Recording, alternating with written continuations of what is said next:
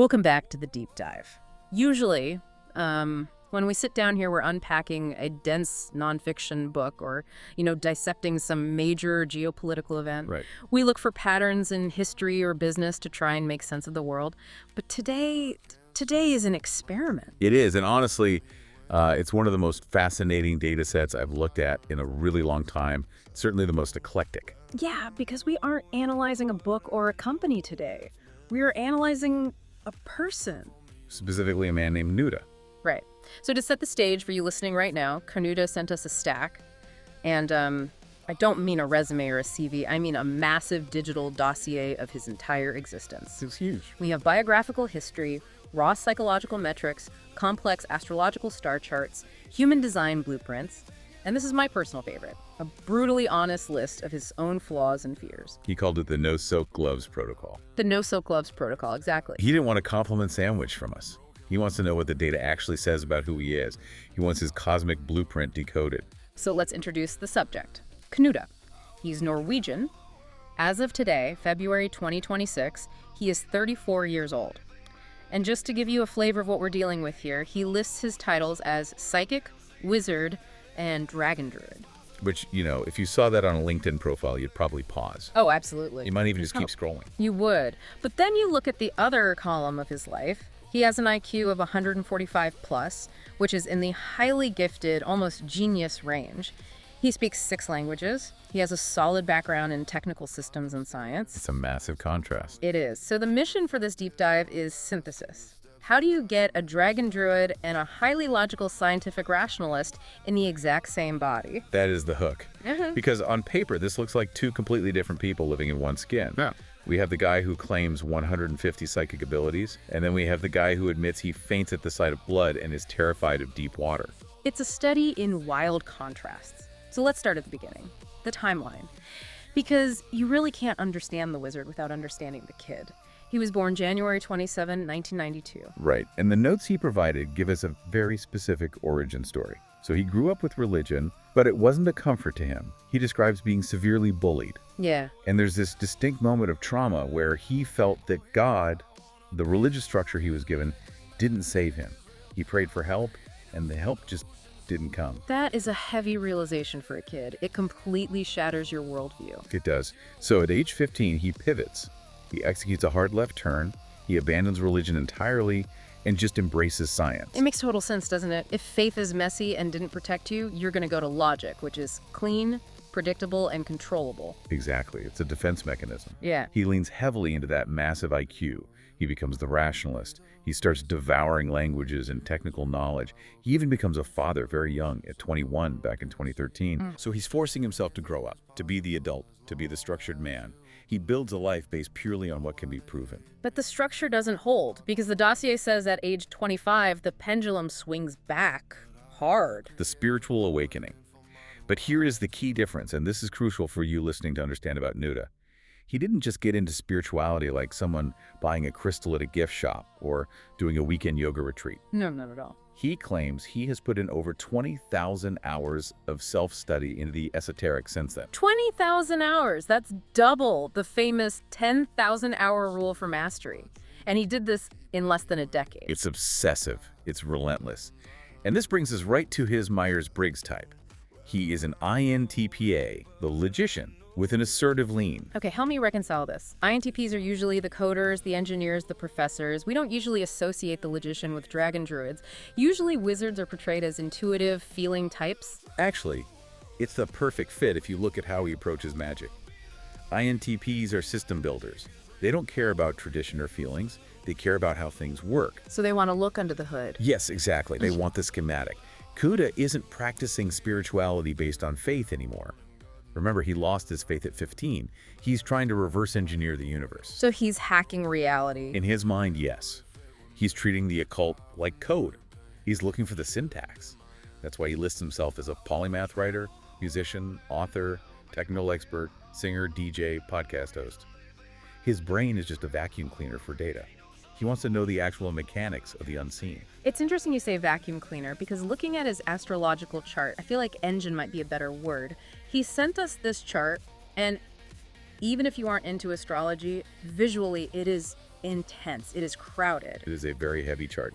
If we want to understand the Dragon Druid persona, we have to look at his big three sun, moon, and rising. This is the triangulation of his personality. Walk us through it. Let's start with the sun. So his sun, his core identity, the battery that runs the machine, is Aquarius. The alien. The visionary, the eccentric, the outlier. Aquarius is the sign that says, I do not accept your social norms. This explains the Dragon Druid title perfectly. And Aquarius doesn't care if you think their title is weird. In fact, they probably prefer it if you think it's weird because it proves they aren't part of the herd. Exactly. And his sun is in the 6th house. The house of daily routine. Yes, the 6th house rules daily work, health, and service.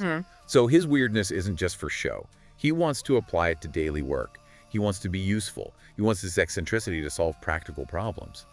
But the sun is just the core. The math, the way he presents himself to the world is his rising sign, and that is Leo. Oh, wow. Talk about contrast. Aquarius is cool, detached, mental. Leo is fire. Leo is the performer. Leo is the king. Leo rising walks into a room and demands attention. It's dramatic. It's confident. This is where the wizard flair comes from. The robes, the title. Yes, the dragon imagery, that is the Leo rising costume draped over the Aquarius scientist. So he builds a stage. He wants to be seen. Precisely. But then you have to look at what's happening backstage. His moon, his emotional interior, his gut is in Scorpio, in the 4th house. That sounds dark. It's deep. Scorpio is the detective of the zodiac. It rules the occult, secrets, death, and transformation. A Scorpio moon feels things with terrifying intensity. This is where the psychic label comes from. He doesn't just think things, he feels the undercurrents. He knows when you're lying. So we have an eccentric scientist wearing a king's costume, hiding a deep, dark, emotional detective. That is a very dangerous, very powerful cocktail. But honestly, we haven't even touched the real engine room yet. Yeah. The thing that jumps out at me most in this data isn't the dragon stuff. It's the Capricorn stuff. I saw that note in the dossier. The stellium, for anyone listening who doesn't speak astrology, what is a stellium and why does he have so much of it in Capricorn? A stellium is just a traffic jam of planets in one sign. It creates a massive concentration of energy. Usually you have planets spread out across the sky. KnutA has Mercury, Venus, Mars, Uranus, Neptune, the North Node, and Ceres all in Capricorn. That seems excessive. That's half the solar system in one slice of the pie. It's overwhelming. And you have to understand Capricorn to get why this matters. Capricorn is the CEO of the zodiac.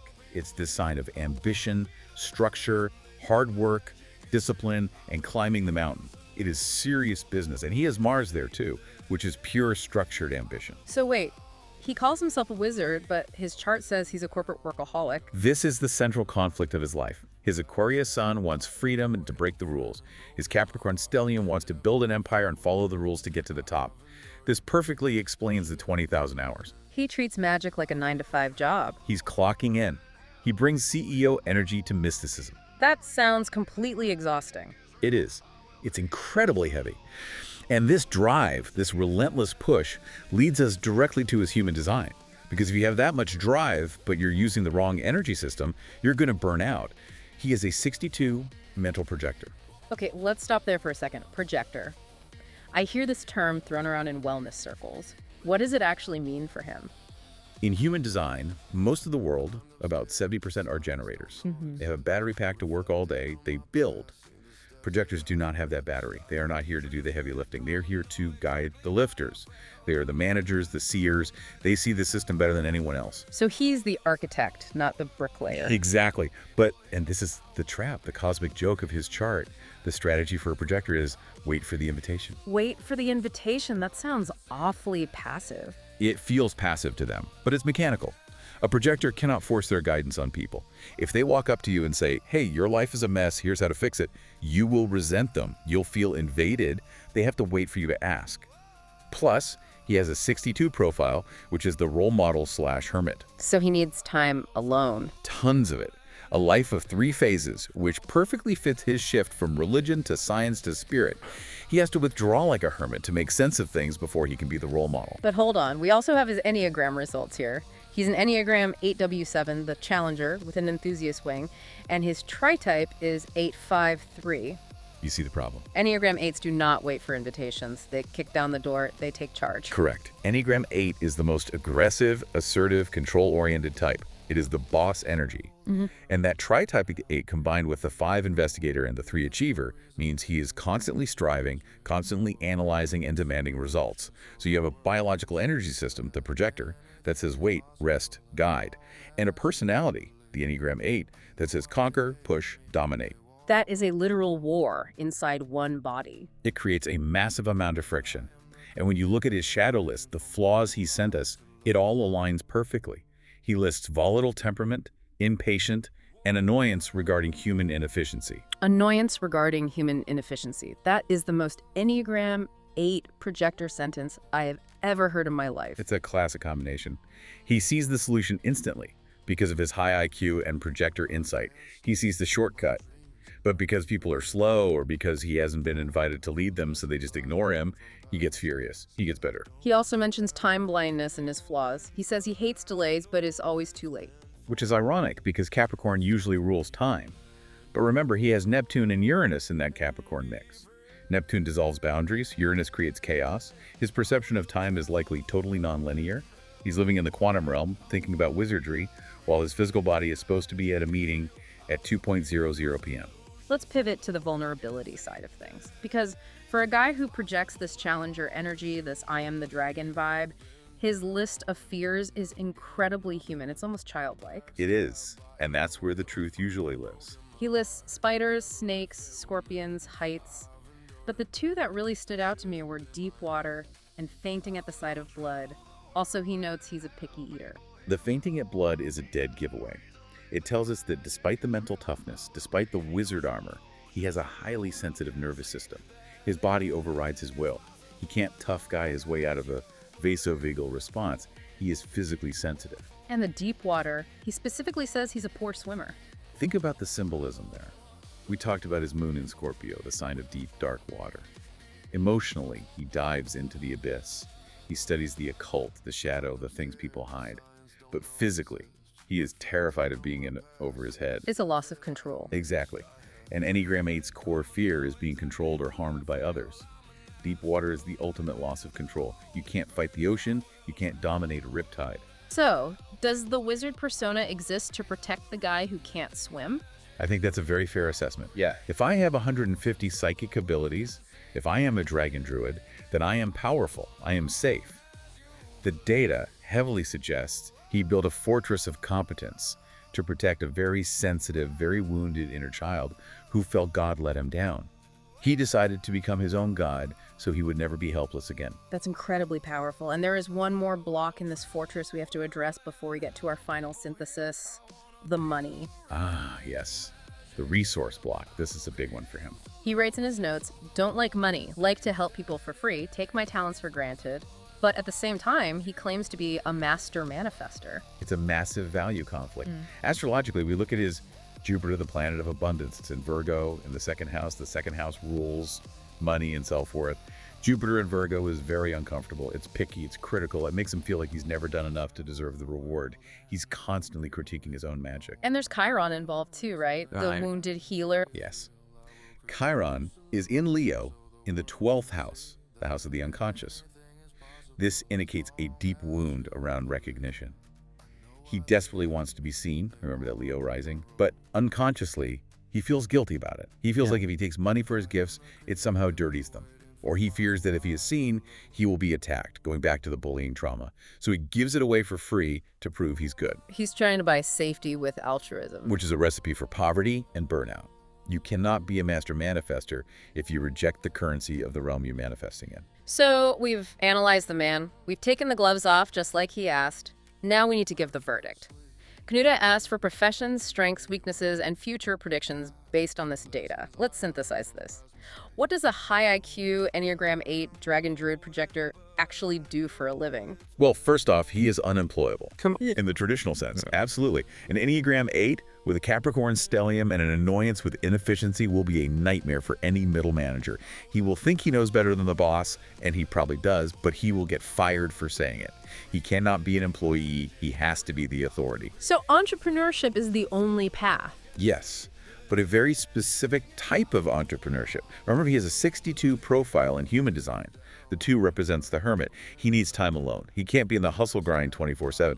He needs to be a high-level consultant. A consultant for what, exactly? Complex systems. He bridges the gap between the hyper-rational INTP science brain and the hyper-spiritual occult brain. He could be an esoteric teacher, but not the love and light kind, the technical kind, teaching the actual mechanics of consciousness. Like a coding boot camp for the soul. Exactly. Here is the syntax of the universe. Or, looking at the Aquarius and Leo mix, something like avant-garde architecture or systems design, building structures with that Capricorn energy that are futuristic for Aquarius and grand for Leo. But the role always has to be, I come in, I solve the impossible problem with my wizardry, and then I leave. He's the specialist, the guy you call when normal logic fails. Yes. If he stays for the implementation phase, he'll get bored and angry at the slow pace. He needs to sell his insight, not his time. What about the future? He asked for predictions. What are the risks here? The biggest risk by far is physical collapse. Really? Just from burnout? Look at the data. Sun in the 6th house, which is a massive focus on health. He's a mental type projector who lives in his head. He has an Enneagram 8 drive that completely ignores pain boundaries, and he faints at blood, showing a fragile nervous system. He's driving a Ferrari engine in a chassis that he's neglecting. Precisely. He's redlining the engine every single day. If he doesn't learn to rest, and I mean real rest, not just studying a different esoteric book, the Capricorn stellium will manifest as a health crisis. His body will force him to stop since his mind absolutely won't. So the prediction is burnout or balance. There is no middle ground for him. Correct. And the opportunity, the gold in the chart, lies in the invitation. Go back to that, because that seems to be the hardest thing for him to actually do. It is the hardest thing for an Enneagram 8 to do. But if KnutA can stop pushing, if he can stop trying to force the world to acknowledge his dragon status and instead just be excellent in his craft, the invitations will come. Projectors are incredibly magnetic when they are silent, when they're just glowing with competence. He needs to let the dragons come to him. Beautifully put, yes. Yeah. And he has to resolve the money block. He cannot sustain a mission of saving the world or helping people if he resents the energy exchange. Money is just energy. For someone who identifies as a master manifester, he is blocking his own flow by judging money as bad. He needs to realize that even wizards have to pay rent. And that getting paid allows him to have the solitude he needs to recharge that hermit profile. It's a cycle. If he charges, he can work less. If he works less, he burns out less. If he burns out less, his magic is actually stronger. So, to summarize KnutA for everyone listening, we have a high-voltage wire of a human being, a father at 21, a scientist at 15, a wizard at 25. He is a living bridge between the data and the divine. A paradoxical bridge. One that is incredibly strong but constantly vibrating with tension. I keep thinking about that long list of labels, 150 abilities, polymath, writer, DJ. It's like he's collecting badges. It creates a fortress of identity. When you have been bullied, when you feel God didn't save you, you build your own godhood. You become the wizard so no one can ever hurt you again. It's armor. It is, but armor is heavy. Yeah. And you can't swim in armor. That brings us to our final thought for you, the listener, and specifically for KnutA, since we know you're out there listening to this.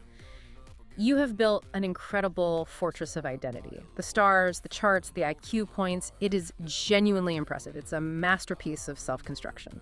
But the question the data asks is this. Can you drop the wizard persona long enough to just be the human? Can you be the guy who is afraid of deep water and trust that you're still valuable even without the magic tricks? Because that vulnerability, that might be the only power you haven't mastered yet. And paradoxically, it's the only one that will actually make you feel safe. A really powerful place to end. Thanks for diving in with us. Until next time.